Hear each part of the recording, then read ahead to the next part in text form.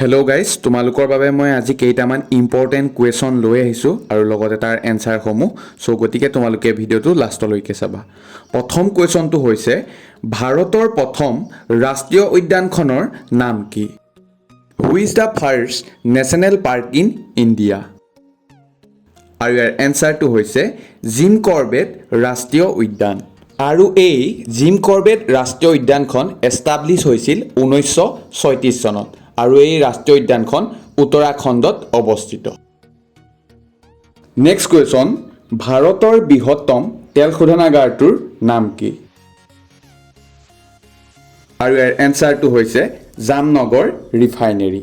আৰু জামনগৰ ৰিফাইনেৰী এটা প্ৰাইভেট ছেক্টৰৰ হয় আৰু ইয়াৰ অ'নাৰ হৈছে আৰু ইয়াৰ মালিক হৈছে Reliance company. Next question, Ganga নদীক বাংলাদেশত কি নামেৰে জনা যায়? আৰু ইয়াৰ এনচাৰটো হৈছে পদ্মা। গংগা নদীক বাংলাদেশত পদ্মা নদী নামেৰে জনা যায়। নেক্সট কুৱেশ্যন, পৃথিৱীৰ ভিতৰত সৰ্বাধিক বৰষুণ হোৱা ঠাইখনৰ নাম কি? আৰু এইটো ইম্পৰ্টেণ্ট কুৱেশ্যন হয়। আৰু ইয়াৰ এনচাৰটো হৈছে ভাৰতৰ মৌচিনৰাম। ভাৰতৰ মৌচিনৰামত পৃথিৱীৰ ভিতৰত সৰ্বাধিক বৰষুণ হয়। নেক্সট কুৱেশ্যন, সূৰ্যৰ পোহৰ পৃথিৱীলৈ আহোঁতে কিমান সময় লয়? মানে সূৰ্যৰ পৰা সূৰ্যৰ ৰশ্মি পৃথিৱীলৈ আহোঁতে কিমান সময় লাগে? আৰু ইয়াৰ এনচাৰটো হৈছে 8 মিনিট। নেক্সট কুৱেশ্যন, কোনখন মহাদেশত ছাহাৰা মৰুভূমি আছে? ছাহাৰা মৰুভূমি কোনখন মহাদেশত অৱস্থিত? আৰু ইয়াৰ এনচাৰটো হৈছে আফ্ৰিকা মহাদেশত।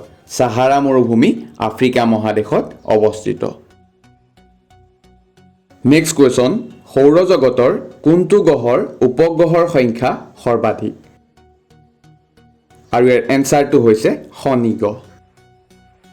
নেক্সট কুৱেশ্যন, ভাৰতৰ আটাইতকৈ দীঘল প্লেটফৰ্মখন ক'ত অৱস্থিত? মানে ভাৰতৰ আটাইতকৈ দীঘল ৰেলৱে প্লেটফৰ্মখন ক'ত অৱস্থিত?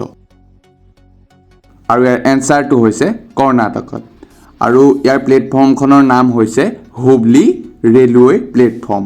আৰু এইখনৰ দীঘলটো হৈছে 1505 মিটাৰ। নেক্সট কুৱেশ্যন, ভাৰতৰ প্ৰথম দূৰদৰ্শন কেন্দ্ৰ ক'ত স্থাপিত হৈছিল?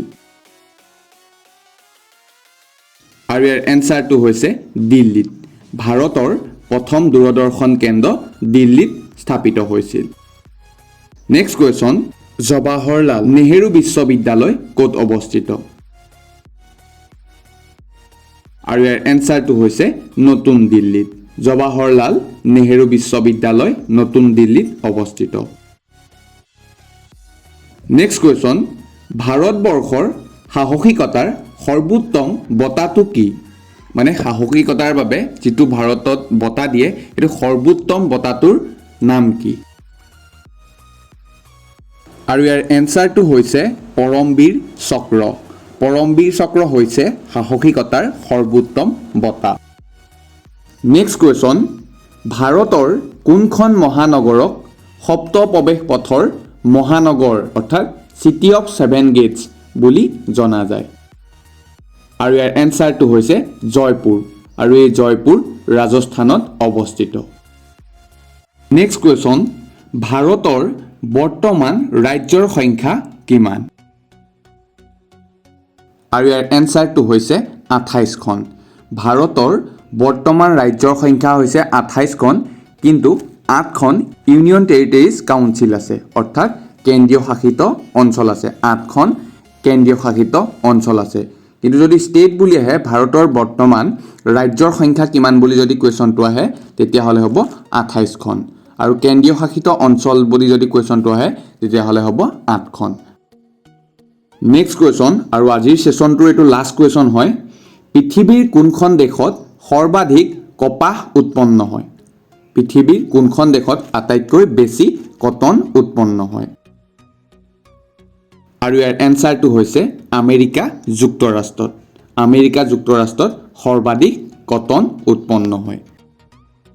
যদি তোমালোকৰ ভিডিঅ'টো অলপ হ'লেও হেল্পফুল লাগিল তেনেহ'লে তোমালোকে চেনেলটো ছাবস্ক্ৰাইব কৰিবা আৰু তোমালোকে কোনখন ঠাইৰ পৰা মোৰ ভিডিঅ'টো চাই আছা কমেণ্ট কৰি জনাবা যাতে মই তোমালোকক থেংক ইউ ক'ব পাৰোঁ। চ' আজিলৈ বাই, জয় আই অসম।